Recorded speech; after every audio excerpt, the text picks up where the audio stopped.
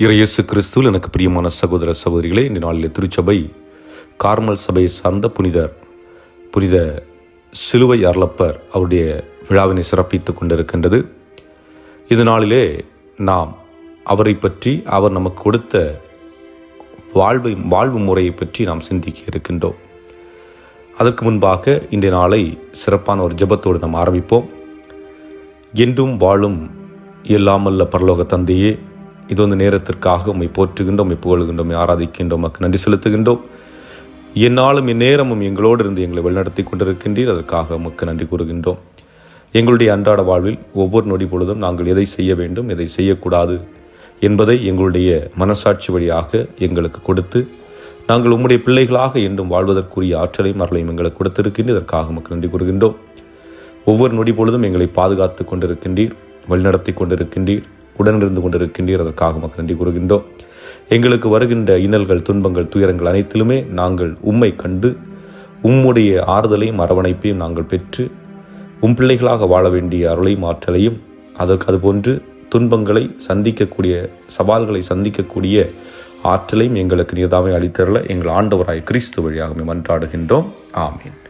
அன்புக்குரியவர்களே, இன்றைய நாளிலே நாம் கொண்டாடுகின்ற இந்த புனிதர் 15ஆம் நூற்றாண்டிலே ஸ்பெயின் நாட்டிலே பிறந்தவர். கடவுள் மீது ஆழ்ந்த நம்பிக்கை பற்று கொண்டவர். தூய அவிலா தெரசாவோடு இணைந்து கார்மல் சபையை புதுப்பித்தவர்.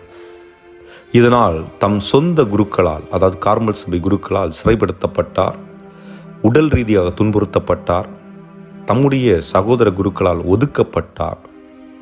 இவர் இதற்காக பயந்து கார்மல் சபை விட்டு போகவில்லை அல்லது கூனி குறுகவில்லை. மாறாக அனைத்தையும் ஏற்றுக்கொண்டார். இருட்டறையில் அவர் அடைக்கப்பட்டார், அதாவது ஒரு குறுகிய சிறிய அறையில் அடைக்கப்பட்டார். ஆனால் அங்கு துவண்டு விடவில்லை.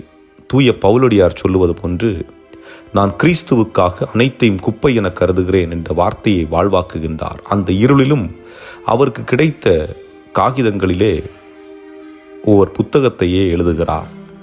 ஆன்மாவின் இருண்ட இரவு என்ற அந்த புத்தகம், அது ஆங்கிலத்தில் the dark night of the soul என்று சொல்வார்கள். அந்த புத்தகத்தை அவர் எழுதி அந்த ஆன்மீக புத்தகத்தை மனிதர்களுக்கு, அதாவது நம்முடைய வாழ்வுக்கு கொடுக்கின்றார். இந்த புத்தகத்தின் வாயிலாக இறைவன் அன்பை எப்படி நாம் புரிந்து கொள்வது, இறைவனை எப்படி அடைவது, இறைவனோடு எப்படி ஒன்றித்திருப்பது, துன்பங்கள் துயரங்கள் வரும் பொழுது அதை எப்படி நாம் புரிந்து கொண்டு ஏற்றுக்கொள்வது என்பது போன்ற பல சிந்தனைகளை நமக்கு அந்த புத்தகத்தின் வாயிலாக கொடுத்திருக்கின்றார். ஆக அந்த புத்தகங்களிலிருந்து ஒரு சிலவற்றை நாம் எடுத்து சிந்தித்து பார்ப்போம். முதலாவது, ஆன்மாவின் இருண்ட இரவுகள். அதாவது இருண்ட இரவு என்று சொல்லுகின்ற பொழுது அது ஆன்மீக வறட்சியை மையப்படுத்துகின்றது. ஆன்மீக வறட்சி என்றால் என்ன? பொதுவாக ஒரு சிலர் ஜெபிப்பதற்கு முன் வருவார்கள், ஒவ்வொரு நாளும் திருப்பலியில் பங்கெடுப்பார்கள், ஜெபமாலை சொல்லுவார்கள், எல்லா விதமான ஆன்மீக காரியங்களிலும் ஈடுபடுவார்கள். அப்படி அவர்கள் எல்லாவற்றிலும் பங்கெடுத்திருந்தாலும் சில நாட்கள் அது மகிழ்ச்சியை கொடுக்கக்கூடியதாக இருக்கும். சில நாட்கள் ஆலயத்திலே உள்ளே நற்கரணை முன்பு உட்கார்ந்திருப்பார்கள், ஆனால் அவர்களுக்கு எதுவும் புரியாது.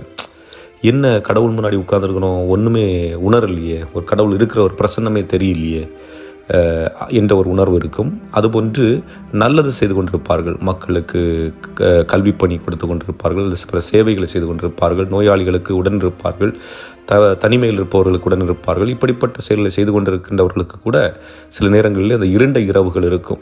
அதாவது நம்ம இவ்வளவு செஞ்சோம், என்ன மனதில் ஒரு திருப்தி இல்லை, நிம்மதி இல்லை என்பது போன்ற நிலைகள் ஏற்படும். அதுதான் ஆன்மீக வறட்சி என்று சொல்வது. அதுபோன்று குழப்பங்கள், பல குழப்பங்கள் ஏற்படும். அதுபோன்று துன்பங்களும் வரும். ஆனால் தூய சிலுவை யோவான் என்ன சொல்லுகின்றார் என்றால், இந்த நேரத்திலும் நாம் கவலைப்பட வேண்டிய அவசியம் இல்லை. காரணம், இறைவன் இது போன்ற நேரங்களில் நம்முடைய ஆன்மாவை தூய்மைப்படுத்தி கொண்டிருக்கின்றார். நம்முடைய ஆன்மா ஆழமாக நம்பிக்கை கொள்வதற்கு ஒரு வழியை ஏற்படுத்தி கொண்டிருக்கின்றார் என்று சொல்லுகின்றார். இதற்கு எடுத்துக்காட்டு என்னவென்றால், இப்போ மரத்தில் இருக்கிற கிளைகளை நம்ம வெட்டுறோம். மரத்தில் இருக்கிற கிளைகளை நம்ம வெட்டுகின்ற பொழுது அது மரத்திற்கு வலிக்கும். ஆனால் நம்ம நினைப்போம், அது வெட்டி விட்டாச்சுன்னா நல்லா வரும், ஹெல்த்தியாக இருக்கும் அப்படிங்கிறத நினைக்கிறோம். ஆனால் அந்த நேரத்தில் அதனுடைய வளர்ச்சி தடைபடுது, அதுக்கு மாற்றுக்கிறது இல்லை. ஆனால் வெட்டி விட்ட பிறகு என்ன, அதுக்கு காய்கள் அதிகமாக கொடுக்கிறது. இது மாமரமாக எடுத்துக்கொள்ளுங்கள், ஏதோ ஒரு மரமாக எடுத்துக்கொள்ளுங்கள், கழித்து விட்ட பிறகு பலன் அதிகமாக கொடுக்கிறது. அதுபோன்றுதான் அது வலிக்கும். ஆனால் அந்த வலியிலே அதன் பிறகு அது கொடுக்கக்கூடிய பலன் அதிகமாக இருக்கும் என்பதுதான் இதனுடைய வெளிப்பாடு. ஆக அந்த ஆன்மீக இருண்ட இரவுகள், அதாவது துன்பங்கள், குழப்பங்கள், சோர்வுகள் இருந்தாலும் அதன் வழியாக இறைவன் நம்மை இன்னும் அதிகமாக நாம் அன்பு செய்வதற்கும், அதிகமாக விசுவாசத்தோடு வாழ்வதற்கும், அதிகமாக உண்மையுள்ளவர்களாக நிலைத்து நிற்பதற்கும் உரிய ஆற்றலை அதன் வழியாக இறைவன் நம்ம கொடுக்கின்றார் என்று முதல் செய்தியாக நம்ம கொடுக்கின்றார். இரண்டாவதாக பார்க்கின்ற பொழுது கடவுளோடு உள்ள உறவு, ஒன்றிப்பை ஏற்படுத்துவது. அதாவது இந்த உலகில் வாழுகின்ற நாம் பல நேரங்களிலே இந்த உலகில் உள்ள பொருட்கள் மீதும் மனிதர்கள் மீதும் அதிகமாக பற்று வைத்திருக்கின்றோம். இந்த பொருள் இல்லை என்றால் என்னால் வாழ முடியாது, பணம் இல்லை என்றால் என்னால் வாழ முடியாது, இந்த நபர் இல்லை என்றால் என்னால் வாழ முடியாது. ஏனென்றால் எனக்கு அதன் மீது அதிகமான ஈர்ப்பு ஏற்பட்டிருக்கும். ஒருவேளை அந்த பொருள் என்னை விட்டு விலகியோ அல்லது என்னை விட்டு அகன்றோ விட்டால் நான் அதிகமாக பாதிப்புக்குள்ளாகக்கூடிய சூழல் கூட இருக்கும். அப்படிப்பட்ட ஒரு அட்டாச்மெண்ட் ஒரு பொருள் மீதோ ஒரு நபர் மீதோ ஈர்ப்பு அதிகமாக இருக்கின்ற பொழுது ஏற்படுகிறது. ஆக இதிலிருந்து நாம் விலகி வர வேண்டும், வந்து இறைவனுக்கு நம்மை முழுமையாக அர்ப்பணிக்க வேண்டும் என்று சொல்லுகின்றார். எப்படிப்பட்ட அர்ப்பணம் என்பதற்கு ஒரு எடுத்துக்காட்டு, ஒரு இரும்பு ராடு வச்சுருக்கிறோம்னு வச்சு, இந்த இரும்பு ராடை தீயில போடுறோம். தீயில போட்டு அந்த கனலில் வந்துட்டு அந்த இரும்பு ராடு அப்படியே கொஞ்சம் கொஞ்சமாக என்ன ஆகும் அப்படின்னா, அந்த வெளியிருந்து பார்க்கும்போது இரும்பு ராடு தெரியாது. அந்த தீ மெல்ல மெல்ல மெல்ல அந்த இரும்புக்குள்ளே போயிட்டு அந்த ஒளிர்விட ஆரம்பிக்கும். அப்போது நம்ம இங்கே பார்க்குற அந்த இரும்பு தீயாக தெரியும். அதுபோன்று தான் நம்முடைய ஆன்மா இறைவனை நினைத்து நினைத்து நினைத்து நினைத்து இறைவனுடைய ஒரு இதயமாக, இறைவனுடைய ஆன்மாவாக மாற வேண்டும் என்று சொல்லுகின்றார். அதாவது இந்த உலகத்தின் மீது நான் பற்று வைத்திருந்தால் அது நடப்பதற்கு வாய்ப்பில்லை.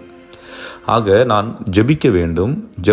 தொடர்ந்து ஜெபத்தில் இருக்கின்ற பொழுது, தொடர்ந்து இறைவனை பற்றிய சிந்தனையில் இருக்கின்ற பொழுது, தொடர்ந்து இறைவன் விரும்புகின்றவற்றை நாம் வாழுகின்ற பொழுது நாம் கொஞ்சம் கொஞ்சமாக இறைவனுடைய தன்மைகளை நமக்குள் கொண்டு வர முற்படுகின்றோம். ஆக அப்படிப்பட்ட ஒரு வாழ்வை நாம் வாழ வேண்டும் என்று இறைவன் மீது முழுமையான அர்ப்பணம், முழுமையாக நம்மை அர்ப்பணிக்கக்கூடியவர்களாக இருக்க வேண்டும் என்று இரண்டாவது சிந்தனையாக கொடுக்கின்றார். மூன்றாவதாக பார்க்கின்ற பொழுது துன்பம்தான் அன்பின் மிகப்பெரிய சக்தி. துன்பம் இல்லை என்றால் இன்பம் இல்லை என்பதுதான். ஏனென்றால் இயேசு கிறிஸ்து சிலுவையிலே அவர் பிறந்து சிலுவையிலே மரித்து உயிர்த்தெழவில்லை என்றால் நம் அனைவருக்குமே இன்றைக்கு பாவ மன்னிப்பு கிடைத்திருக்காது. ஆக இயேசுடைய துன்பம் அன்பை வெளிப்படுத்தியது. அதுதான் அடிப்படை உண்மை. ஆக துன்பத்தை நமக்கு வருகின்ற துன்பங்களை நாம் ஏற்றுக்கொள்ள கற்றுக்கொள்ள வேண்டும். துன்பங்கள் வருகின்ற பொழுது இரண்டு நிலையில் நாம் சிந்திக்கலாம். ஒன்று, ஒரு சிலர் என்ன செய்வாங்க, துன்பம் வந்துச்சு அப்படின்னா ஐயோ துன்பம் வந்துருச்சுன்னு அதையே எண்ணிக்கொண்டிருக்கின்ற பொழுது அந்த துன்பம் அதிகமாக அவர்களுக்கு தெரியும். ஆனால் அதே நேரத்தில் இந்த துன்பத்தை நான் இறைவனுக்காக ஏற்றுக்கொள்ளுகின்றேன், இதை தான் குழந்தை தெரசமா செய்வாங்க. நான் துன்பத்தை இறைவனுக்காக ஏற்றுக்கொள்ளுகின்றேன் என்று இறைவனிடத்தில் ஒப்புக் கொடுக்கின்ற பொழுது அந்த துன்பம் வரமாக மாறும். இதற்கு எடுத்துக்காட்டு என்னவென்றால் தாயும் சேயும். அதாவது ஒரு தாய் குழந்தையை பெற்றெடுக்கின்றார். அதன் பிறகு அந்த தாய்க்கென்று ஒரு சில கம்ஃபர்ட் ஜோன் இருக்கும். எனக்கு இப்படி படுத்தான் தூக்கம் வரும், நான் தனிமையில் இருக்கணும், அல்லது நான் இந்த சாப்பாடு தான் எனக்கு வேணும், இந்த நேரத்தை நான் தூங்கணும், அப்படிங்கிற அந்த ஒரு கட்டமைப்பு இருக்கும். ஆனால் அந்த குழந்தை பிறந்த பிறகு அவர்கள் தங்களுடைய கம்ஃபர்ட் ஜோனை விட்டு வெளியே வந்து அந்த குழந்தைக்காக தங்களை தியாகம் செய்வார்கள். அந்த குழந்தை எப்பப்போ எழும்புதோ அப்போ கூட எழும்பி அந்த குழந்தைக்கு தேவையானவற்றை செய்கிறது, அதுக்கு பசிக்குது நான் உணவு கொடுப்பது, இது போன்ற செயல்களை செய்கின்ற பொழுது அவர்கள் அந்த கம்ஃபர்ட் ஜோனை விட்டு வெளியே வராங்க. அப்போ சாக்ரிஃபிஷியல் லவ். ஆக துன்பம் தான் அன்பின் மிகப்பெரிய சக்தி. ஆக இங்கே இந்த குழந்தை கவனிப்பது என்பது கஷ்டம்தான், துன்பம்தான். ஆனால் ஏன் செய்கிறார்கள்? அந்த அன்பை வெளிப்படுத்துவதற்கு, தனக்கும் அந்த குழந்தைக்கும் இருக்கிற அன்பை வெளிப்படுத்துவதற்காக.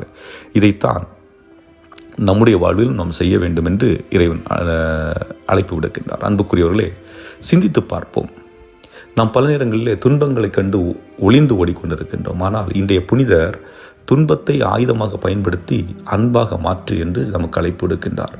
இதைத்தான் ஆண்டவர் இயேசு கிறிஸ்துவும் செய்தார். துன்பங்களை கண்டு கவலை வேண்டாம், ஆண்டவர் கரத்திலே ஒப்புக் கொடுத்தவர்களாக தூய சிலுவை யோவான் வழியாக இறைவனிடத்தில் மன்றாடுவோம். இறைவன் உங்களையும் நம் ஒவ்வொருவரையும் நிறைவாக ஆசீர்வதிப்பாராக. ஆமென்.